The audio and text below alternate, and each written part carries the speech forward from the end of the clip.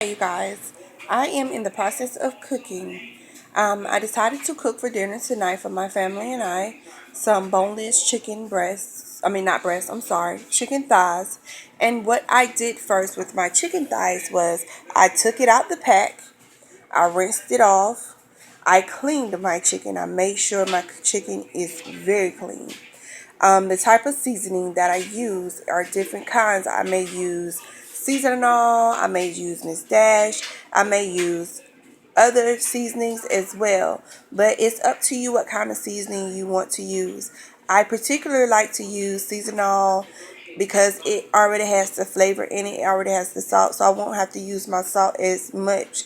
So you shake it, you clean it, you wash your chicken, you clean it, and then you make sure your chicken is cooked, cleaned very well, and then you start seasoning it. I season it in the sink because that's the way I like to do it. Other people like to do it in a bowl or on a plate or something else. But in my particular, I like to use my sink. But I make sure that my sink is sanitized clean first before I put my chicken in there and after I take my chicken out. Um, that's all I can tell you right now. That's how you prep your chicken. So then you preheat your oven to 350 degrees. It depends on what kind of chicken you're using. If you're using boneless chicken, it does not need to be on a high amount in the oven. It don't need to be on 375 or 400. It can stay in there for 350 and let it cook slowly but surely. It will taste good. Trust me. You can also use chicken broth. I normally do my own chicken broth. I make my own homemade chicken broth, but at the time I had some in my refrigerator that I know I needed to go ahead and use that was already store bought, so I used that. And I cut up me some bell pepper. And when you cut up your bell pepper, you don't use the seeds inside. You take that seed out. You take the little seeds out and then you throw that in the trash and you slice up your bell pepper and you put your onions. If you like mushrooms, I don't like mushrooms, but if you like mushrooms, you can use mushrooms. Put the mushrooms in there and you can give it a go. A lot of people like mushrooms. I don't, but a lot of people say they're very good and on baked chicken and anything they like mushrooms on is really good. I do not like mushrooms, so I do not use them. Um, Another thing you do is after you preheat your oven, let it sit for a minute and go start doing your other prepping of your food that you need to take care of. And once you hear that beep, that means your meat is ready to go into the oven because it's hot enough for it to go in there. That is the main key. Preheat your oven. If you do not preheat your oven, it is going to take longer to cook. Preheat your oven first. I cannot stress that any not as much as possible. Preheat your oven. 350 degrees, that is what you're supposed to use at first. If you're using other things, then maybe 375 or 380 or whatever your recipe calls for or whatever you want to cook your food on. That is what you need to preheat your oven on. But for me, I use 350 or 375 and that's what I preheat my chicken for. After I do that, I place my chicken in the oven after it has preheated, and then I let it go. And then I start to do what else I need to do. Like I did my black eyed peas. I use Bush's black eyed peas. My kids love that. I can cook homemade black eyed peas. Don't get me wrong. Now I'm from Columbia, South Carolina, and I can cook black eyed peas. Okay, but I don't have time to do that with the family of five. Me going to school. I have time, but I did not do that today. So I needed to something to hurry up and cook so I can get done and feed my kids so they can get into bed by 8 o'clock. Yes.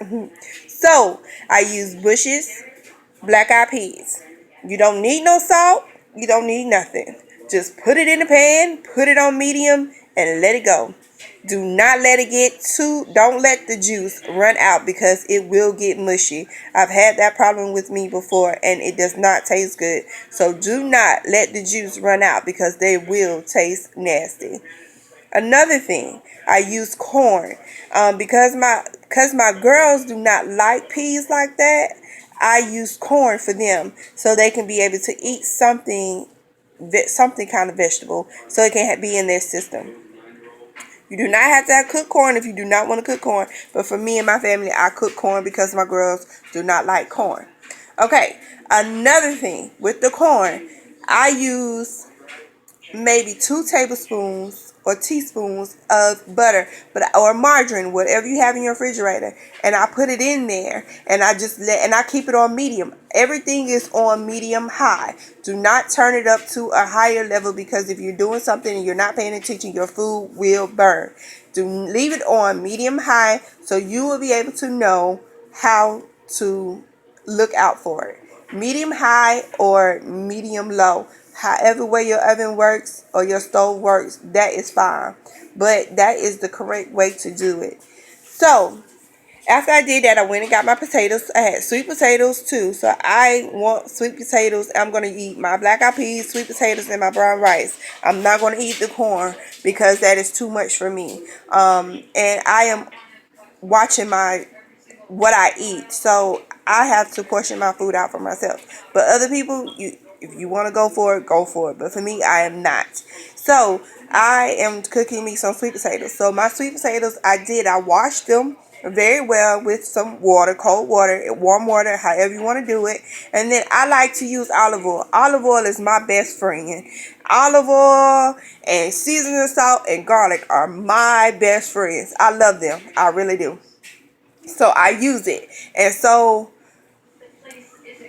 I did that, and I rubbed the olive oil on my hands, and I just wiped it on the potatoes, and I rubbed it on the potatoes like you're putting lotion on your body. So I just rubbed the olive oil on top of the sweet potatoes, and I placed them in the oven with the chicken. Well, when the chicken get out, I'm going to turn my oven up a little higher, maybe like 400, so my sweet potatoes can go ahead and cook. So I can go ahead and eat before 10 o'clock tonight. I know my food is going to be done before 10 o'clock, but I want my potatoes when I have all my food.